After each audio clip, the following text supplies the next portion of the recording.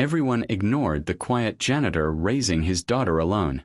Until he stopped a billion-dollar deal with just one sentence. What the CEO did next changed his life, and rewrote the meaning of family. The city was still half asleep when Ethan Cole pushed his cleaning cart through the revolving doors of Halstead Global's headquarters. The marble floors reflected the early morning lights, polished and cold, just like the building itself. To most people, Ethan was invisible here. Just another janitor in a faded blue uniform, moving quietly so important people wouldn't have to notice him. But Ethan noticed everything. He always did. At 40 years old, his back ached more than it should have. Not just from pushing carts and mopping floors, but from years of carrying responsibility alone. In the chest pocket of his uniform, carefully folded, was a small crayon drawing. A stick figure man holding hands with a little girl under a crooked sun.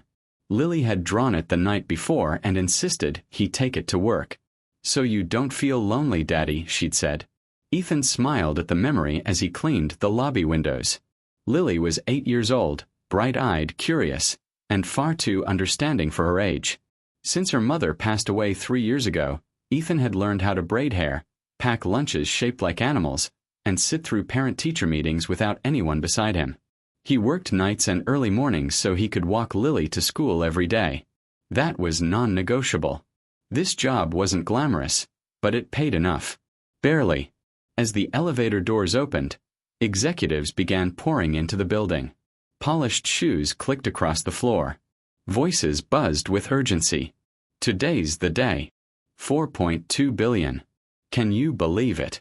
If this deal goes through, we're safe." Ethan lowered his head and continued wiping fingerprints from the glass.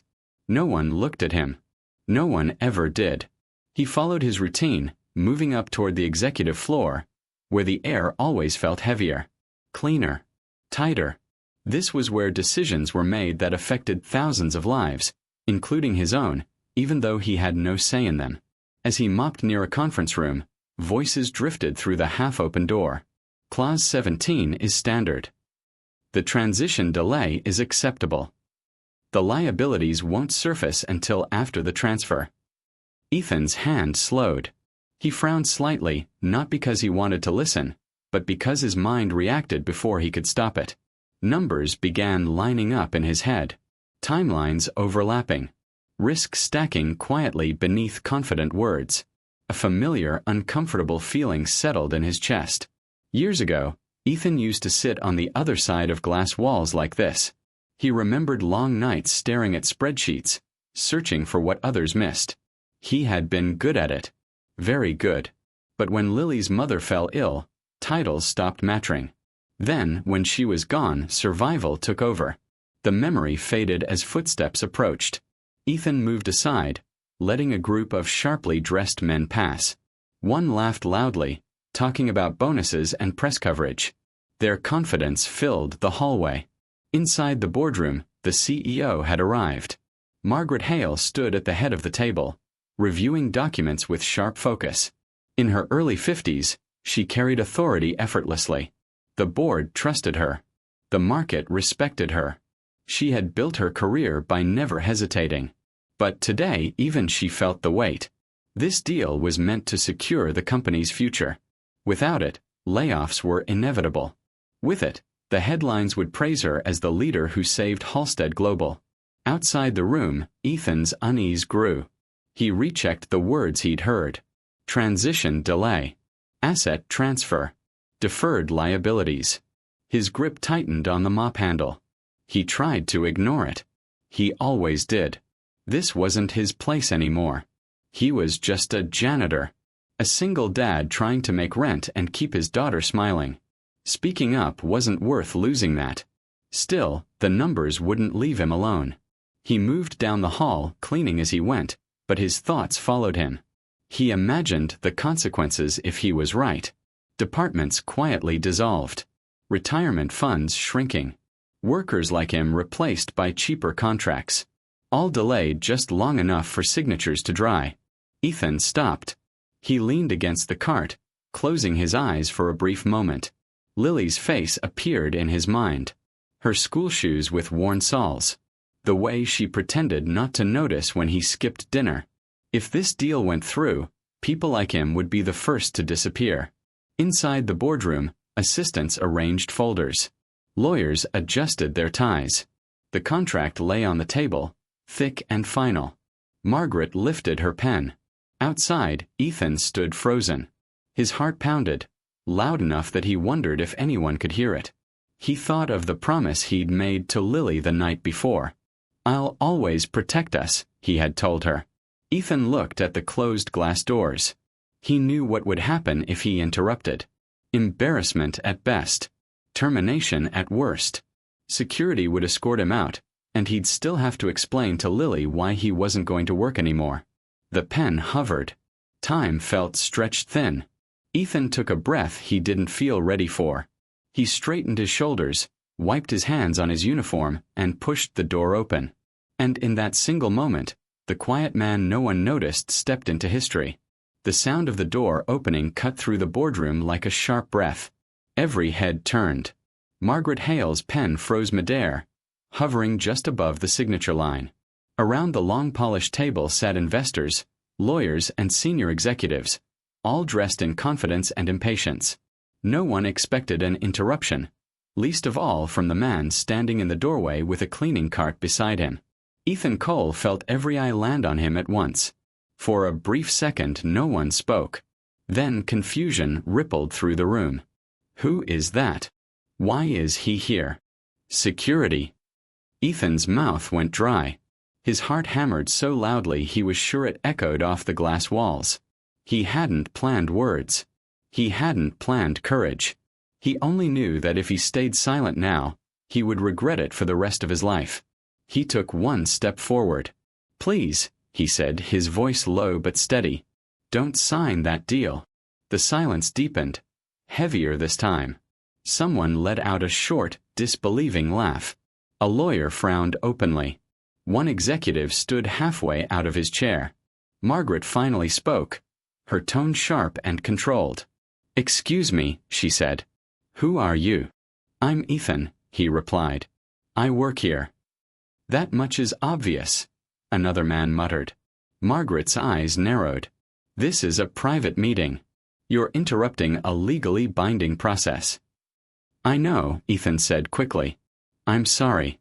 I wouldn't have said anything if it wasn't important." Security guards appeared at the door, waiting for her signal. Margaret studied him for a long moment. She had seen fear before. She had caused it, measured it, negotiated through it. But this was different. This man wasn't reckless. He looked terrified. And still he stood there. "Explain," she said. Ethan swallowed. His hands trembled slightly, but his mind was clear now, painfully clear. "Clause 17, he began. "The delayed asset transfer combined with the deferred liabilities creates a gap. On paper it looks safe, but once the transition period ends, the costs fall entirely on this company." A lawyer scoffed. "That's not your place to analyze." Ethan nodded. "I know, but I've seen this structure before. 3 times, actually. All 3 companies collapsed within 18 months. That got their attention. Margaret gestured to the guards to wait. "Go on," she said. Ethan took a breath. "The deal protects investors short term, but it puts operational risk on employees. Departments will be quietly dissolved. Pensions restructured. Jobs cut without notice. Not immediately. Later. When no one's watching." The room buzzed with whispers. "That's speculation," someone snapped. "No," Ethan said gently. "It's math." Margaret turned to her legal team. "Check it," she ordered. The lead counsel hesitated, then opened the document again. Fingers moved faster now. Pages flipped. A few moments passed. Then his expression changed. He didn't say anything at first. Margaret noticed. "Is he wrong?" she asked. The lawyer cleared his throat. "The clause is riskier than anticipated." Another executive leaned forward. "How risky?" The lawyer hesitated again. Enough to warrant a pause. A pause. The word echoed through the room like a crack in glass. Margaret leaned back in her chair, eyes still on Ethan. How do you know all this? Ethan exhaled slowly. Because before I worked nights cleaning floors, I worked days preventing disasters like this. A few people laughed quietly, but Margaret didn't. What did you do? She asked. Systems analysis, he replied. Risk mitigation. And now? She asked. Ethan's shoulders lowered slightly. Now I raise my daughter. Something in the room shifted. Margaret looked around the table. Faces once confident now showed uncertainty. Anger from some. Relief from others. Fear from a few who realized how close they had come to signing away control. She closed the folder. We are postponing the signing, she said. Voices erupted instantly. You can't do that. The investors are waiting. This is absurd. Margaret raised her hand. Silence followed. I will not sign a deal I don't fully trust, she said firmly. Meeting adjourned. One by one, people gathered their things. Frustration thick in the air. Some shot Ethan looks of irritation. Others looked at him with new curiosity. No one thanked him. When the room finally emptied, only Margaret and Ethan remained. The guards lingered, unsure. Ethan stood there awkwardly, hands clenched at his sides. I'm sorry, he said quietly. I didn't mean to cause trouble. Margaret studied him again more carefully this time. Not as a CEO, but as a person. Why didn't you speak up sooner? She asked. Ethan hesitated, then answered honestly. Because people don't listen to janitors. The words weren't bitter, just true. Margaret felt them land harder than she expected. You realize you may have cost yourself your job, she said. Ethan nodded. I know. Why risk it? His answer came without hesitation. Because if I didn't, I'd be risking my daughter's future instead. For the first time that morning, Margaret Hale didn't know what to say. After a moment, she spoke softly. You can go. Ethan nodded again, turned and walked out. Each step felt heavier than the last. By the time he reached the elevator, his knees were shaking. He expected an email by the time he got home. Termination. Escort notice. Something official. Instead, hours passed. And somewhere high above the city, Margaret Hale sat alone in her office, staring at the contract she almost signed, thinking about the man who had nothing to gain and everything to lose, and wondering how many voices like his she had ignored before. Ethan didn't sleep much that night.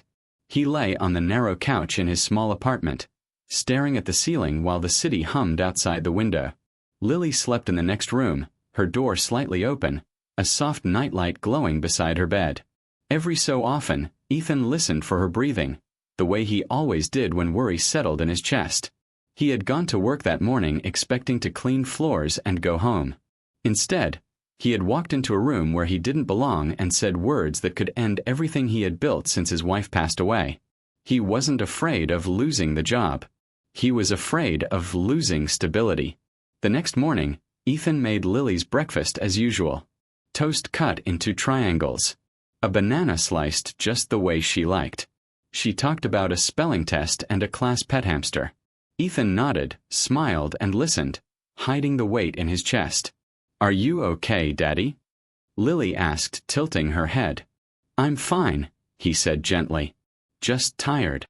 He walked her to school, held her hand a little longer than usual, and watched until she disappeared through the doors. Only then did he check his phone. There was one email. Not from Human Resources. From Margaret Hale. It was short. Please come to the office today. Bring your daughter if you'd like. Ethan read it twice. At Halstead Global, the atmosphere had changed overnight. The postponed deal was already making headlines. Analysts speculated. Investors demanded answers. But inside the building, something quieter was happening. Margaret hadn't gone home after the meeting. She had stayed late, reviewing files she hadn't opened in years. Old reports. Internal audits. Risk summaries that had been softened, delayed, or ignored. She also looked up Ethan Cole. His record spoke for itself. Awards. Commendations. A career that should have kept climbing, abruptly ending the year his wife fell ill. No scandals. No failures. Just sacrifice. Margaret closed the file and leaned back in her chair. For the first time in years, she questioned how many people she had overlooked in her pursuit of growth. That afternoon, employees were asked to gather in the main hall. Ethan stood near the back, Lily beside him, holding his hand tightly. She wore her favorite yellow sweater and looked around in wide-eyed wonder. "Why are we here?" she whispered. "I'm not sure," Ethan admitted. Margaret stepped onto the stage. The room quieted instantly. "Yesterday," she began, "this company came very close to making a decision that would have hurt the very people who keep it running." She paused. That decision was stopped by someone who had no obligation to speak. No title. No power. She looked directly at Ethan. But he spoke anyway. A murmur spread through the crowd. "Ethan Cole," Margaret said. "Please come forward." Ethan froze. Lily squeezed his hand. "Go, Daddy," she whispered. Heart pounding, Ethan walked to the front. The room felt enormous. Faces stared, curious, stunned. "This man saved this company from a disaster we didn't see," Margaret continued. "And he did it because he cares about the future. Not just his own, but all of ours." She turned to Ethan. "You are not invisible here anymore." Applause started slowly. Then it grew. Ethan stood still, overwhelmed. Margaret offered him a position in risk analysis, with flexible hours. Not as a favor. As recognition. Ethan accepted. His voice steady but his eyes wet. Later that evening, Margaret visited Ethan's apartment. She didn't bring gifts. She didn't bring promises. She brought respect. She sat at the small kitchen table, listened to Lily explain her drawings, and noticed how the apartment felt full despite its size. Full of care. Full of effort. Margaret realized something then. Success without connection was just noise. Months passed. The deal was rewritten ethically. Jobs were protected. Transparency replaced silence. Ethan walked Lily to school every morning.